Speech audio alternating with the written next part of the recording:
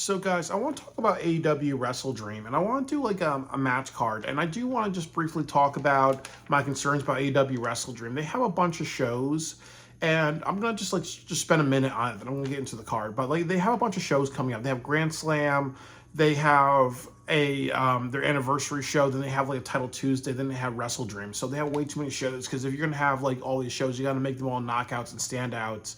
The other issue is that Wrestle Dreams an Antonio Inoki Memorial Show, and the problem is that if you kind of have a show like that, it kind of allows them to do another Forbidden Door type of show where they have a bunch of Japanese wrestlers, and that's just not good to do it right now because they need to be focused on storylines. It's gonna feel more like a rush job type of thing.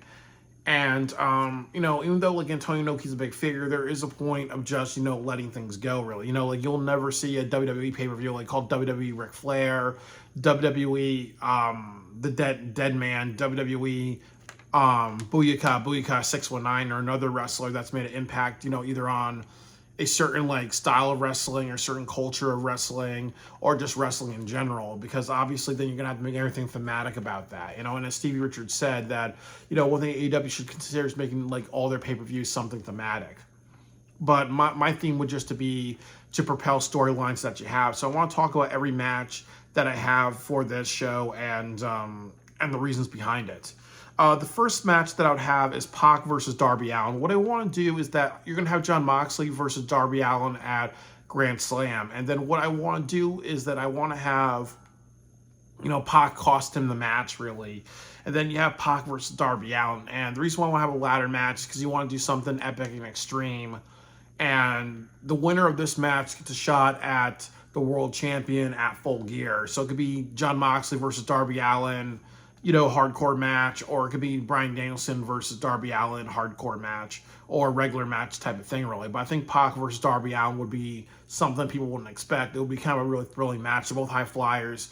Imagine like you have a Jeff Hardy type of high flyer versus like a young AJ Styles type of high flyer. That'll be a really great match, and something different. The next match I would do is Takeshita versus Okada. They're kind of teasing that, Takeshita wants the Continental Championship. So this would be a great match to have between the two. I would have Okada win, and then you do the Continental Classic. You have Okada versus Takeshita Part 2. Then at World's End, Takeshita wins the title because Takeshita was in that was in that tournament. I think Wrestle Kingdom tournament. He did very, very good, but I do think that would actually be a great way of just getting Takeshita over and making him kind of like, somebody that you want to see go through all the titles, really. And I do think that they have to kind of set up something where I would want to have a rivalry between the Don Callis family, the Christian patriarchy, and then also the Young Bucks, because the Young Bucks are not doing that well. The EPs are not doing that well as champions. So I think you have to make a new faction, and then Jon Moxley's faction could be like a rivalry among the villain teams, and then you have one villain team kind of prosper, and then they kind of take over AEW. And I really, really think that you need to do that because obviously the EPs are not doing that well. They're not actually drawing any money, and there's plenty of people talking about Romper Stomper Jon Moxley. I just had to look out the window because I had to see my brother was home. And then the next match I'll do is FTR versus the Outlanders. If I'm saying it right, I think they're called the Outlanders, not the Outrunners, but I think they're called either Outlanders or Outrunners. And the reason why I say that is that a lot of people are talking about them. There's a lot of like attention on them. So I think it would be really good they had a match with FTR. And you could do like a 2 out of 3 falls match. But this match really has to be about getting the Outrunners over and seeing how they react to an audience. And win or lose, and they should win this one, it will not hurt FTR long term, really. But this is a way to get over a new tag team. And this is also important because if they're a babyface tag team and if they're an underdog tag team, that reminds you a bit of the Acclaimed at All Out before the Grand Slam show where they won the titles. You have to make a new tag team, make a tag team people want to get behind. If the Outrunners are that team really, then you have to actually just do that. So that would be a great usage of them. The veterans putting over the young team. And then also too, you can have the Acclaim actually attack them or the Grizzled Young Veterans and set up a feud and make them like heels. I think the Acclaim need to turn heels, so that would be good. The next match I would do is Sammy Guevara and Dustin Rhodes versus the Young Bucks. And the reason why I want to do this is a winner takes all match. The ROH tag team titles versus the AEW tag team titles. The reason why I would do this is that I would have the Young Bucks actually almost win, and two things could happen. You could have the Grizzled Young Veterans interfere, or you can actually have the Acclaimed interfere and cost the titles, really. And then what happens is that you can also tell a storyline of Dustin Rhodes wanting to win all the titles and just wanting to win all the tag team titles and just really getting over. And then that gets thrown away because the Acclaim kind of interfere, really, So that would actually be good for a couple of things. Because imagine if you had Sammy and Guevara and Dustin Rhodes versus the Acclaimed on a Ring of Honor show. That would boost the ratings. If you want to do something where I want Dustin Rhodes to become the ROH champion, this being overly ambitious and then transitioning more into a singles title type of thing would be something. Or if he wanted to be a tag team title and a singles title, and he kind of did that, Iron Man type of thing, like with Kofi Kingston, the multiple matches, that would actually be a story that people would want to see, it's suspending disbelief. But I think that would be good. And then also, I do not want to see I do not want to see a team have two tag team titles. So you can kind of tease it, and then you don't let that happen. You can have the Young Bucks interfere. You can have the Grizzled Young Veterans interfere. You can have the Acclaimed turn heel and interfere. And then you have the Outrunners actually stop and protect the baby faces. So that way you're setting up the Acclaimed as the heels,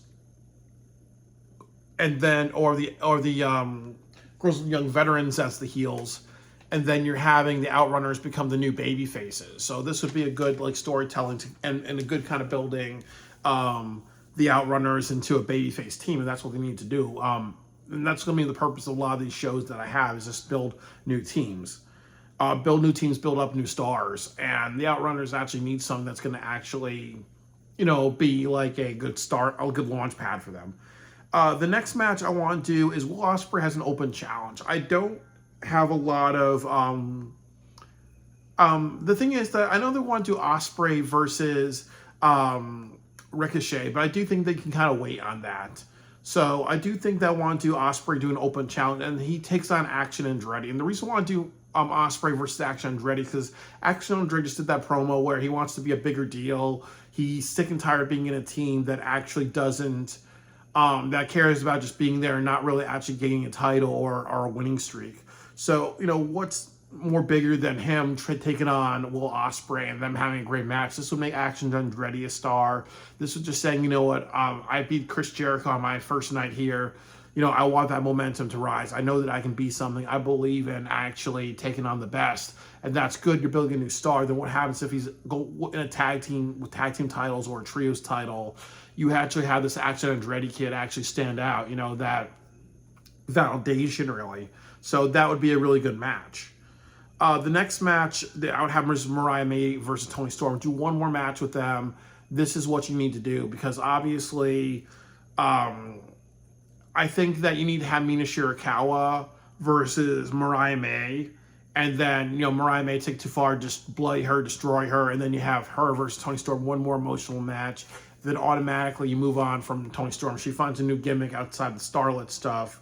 And then the match is actually called Last Starlet Standing. Then Mariah May kind of takes her gimmick, and then she runs with it. And then you have Toni Storm come up with something else, really, So this would be the best way to kind of do this. Just one blow-off match, and that's that, really. Jon Moxley versus Bryan Danielson. This will be a great match. This will be your big money match. I think that this would be a good one. And the last time they faced each other was at Grand Slam last year. So I think that's obviously good. Grand Slam, I think 1 or 2 years ago. I think 2 to 3 years ago. But this would be a really good match. You can actually have something where Jon Moxley wins, but then Bryan Danielson says, because, I lost to a punk bitch, I'm not retiring because, I'm not losing to a punk bitch. I want to lose to somebody with real honor. That's the way you keep Bryan Danielson, if you want to do it like that, But, or you do something where he actually retires. But I do think that what I would say is that would be the best way to do it. You make Jon Moxley a super heel and you do something with his faction, really. And like I've said, that the EVPs, they've not been drawing money. They've been kind of lost, really. I think Jon Moxley has this violent, ruthless, hardcore type of person with a controversial romper stomper gimmick. I really, really, really just think that you need to do something with it. And if you do something with it, and he's really that guy that can lead a faction and really create feuds and do other things like that, you have to make the EVPs, lose all their power, really, and kind of fade them out because, if, as I said, find better villains, and I think that would be good if you put the title on him in a shock way. That would be good. The next match I would do is Kyle O'Reilly, Orange Cassidy, Mark Briscoe versus the Learning Tree. They're going that direction. You guys need to do that. That would be a really great match. Do that. And then you can also set up, if you want to do a final ROH show, what if Chris Jericho versus Mark Briscoe? That's a match, I think a lot of people want to see. If you want to sell out or get a lot of good tickets for a ROH show, why not do something like Mark Briscoe versus Chris Jericho? Because you have to think about making money, and then you can set that match for the ROH title. Hologram versus Ricochet. And the reason why you do Hologram versus Ricochet is that Hologram has a lot of potential.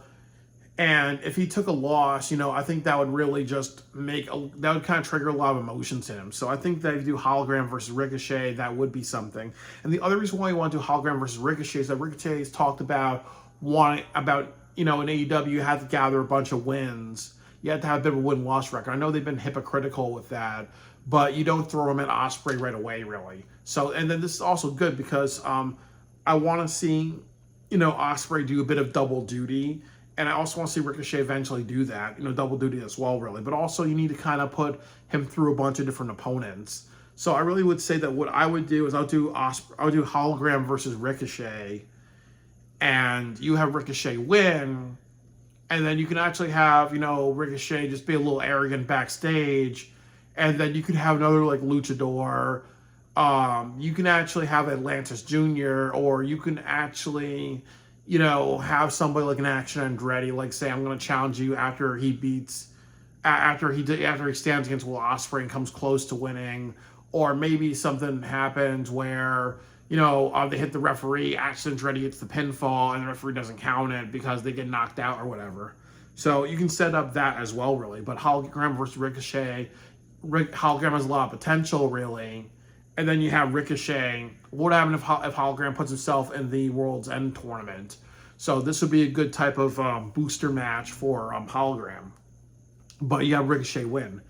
The next match I want to see is Wheeler Yuta versus Claudio Castagnoli. So the way I want to do this is that at Grand Slam, you have Jon Moxley versus Jon Moxley versus Darby Allin. Jon Moxley wins the title shot. And then what happens is that at Title Tuesday, the main event is going to be the Trios title. It's going to be Top Flight, Action Andretti, and the two other members of Top Flight, I don't remember their names, versus Jon Moxley's faction.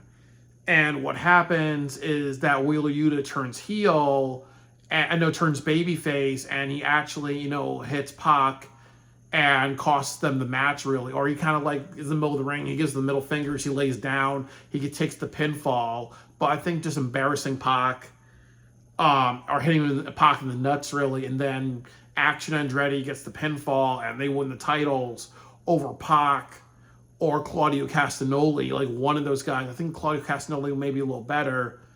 No, it would be Claudio Castagnoli, because then you have Action Andretti beat another champion, a former ROH champion. So that would be what you do, really. And then the team's disbanded. So it's just going to be Pac, Jon Moxley, and Claudio, and then Wheeler Yuta is on his own, and Bryan Danielson's tag team partner. So this will set up Wheeler Yuta versus Claudio Castagnoli, and then Pac challenges Darby Allin. So maybe on one show you can do Wheeler Yuta and Darby Allin versus Claudio Castagnoli and Pac on like a regular television show. But this would set up Wheeler Yuta versus Claudio Castagnoli. That would be a really great match. This really violent underdog David versus, the established heel Goliath type of thing. That would be a really great match for Wrestle Dream. The next match I'll do is Jack Perry versus Daniel Garcia. MJF is going to be away for a while. So obviously, he's filming a movie. So obviously, you want to set up Jack Perry versus Daniel Garcia for the TV title. You got to make Daniel Garcia relevant if he's going to stay, really. If you want to do something, the way I would do it is that you actually have him about to win. MJF, beats his costs him that. And then what happens is that you actually have, at Full Gear, you have Jack Perry versus a returning Adam Copeland. And then you actually have a hardcore match or a Texas death match between MJF and Daniel Garcia. That would be the way to do that. And you give Daniel Garcia that victory. Or at World's End, you kind of do that match. So that way what happens is you set up Daniel Garcia for the next year. That's what I would do, really. But Jack Perry versus Daniel Garcia would be the way to get there. And then the last match that I would do is the Don Callis family. Konosuke Takeshita, Will Ospreay, and Kyle Fletcher, looking at my notes, versus Top Flight. And the reason, and it's for a trios title. And the reason why I would do that is for a couple of things. That is that, with the Grand Slam show, I want to have actually the Young Bucks beat Kyle Fletcher and Will Ospreay, because I do think that at this point in time, Ospreay cannot be going after too many titles, so they lose fair and square, really. But Don Callis is obviously very upset with it. He actually says that, he's going to set up a match for the trios title in the future, and then it leads to, Ospreay, Takeshita, and Kyle Fletcher as a team, and then what happens is that they actually win the titles. And then what happens is Don Callis says, okay, you know what? I know you're busy with double duty. I like what you're doing as a single star. So we're going to so I talked to the Young Bucks about pulling another favor. It's going to be Brandon Cutler is going to take Will Ospreay's place. And that's what they're going to do, really. And Don Callis leaves him alone. You can kind of tease a betrayal thing, but I think that the betrayal would happen way later in time, really. If you do Ricochet versus Will Ospreay, I would have somewhere where Ricochet wins, and then he betrays him, and the Don Callis family betrays Will Ospreay. Then Will Ospreay goes with the Don Callis family. That's how I would kind of do it. But I think at this point, I would just kind of have the Don Callis family actually hold the trios title, because they actually need to start winning titles. And if they do something like you have a match where it's Action Andretti versus Pac, and then they book it so after that it's Action Andretti and Top Flight versus the Don Callis family. They put up a hell of a battle, but Action Andretti gets pinned because he's doing double duty. I think that would set up a really great, storyline. Like maybe the Top Flight's mad at Action Andretti, or Action Andretti's kind of like, I want to be that person where I do double duty. I want to be that person where I actually stand out, and then you can make him a TV champion type of person, or you can make him kind of go after another singles title. What about the ROH Pure Championship, or another title that or it's Pure Championship, which has multiple matches or whatever. It'll build this up, really. And with my card, you make Action Andretti stand out. You make Takeshita stand out. You make the OUTRUNNERS stand out. You make going through this, you can make you could actually make Big Bill and Bryan Keith stand out. You make Hologram stand out with a match with Ricochet. You make Wheeler Yuta stand out. You make Daniel Garcia stand out. You make Top Flight stand out. And then you also make the Don Callis family stand out. So I really think that this would be a really great card. And if they do something like to say, oh, F it, we want to make this what's his name?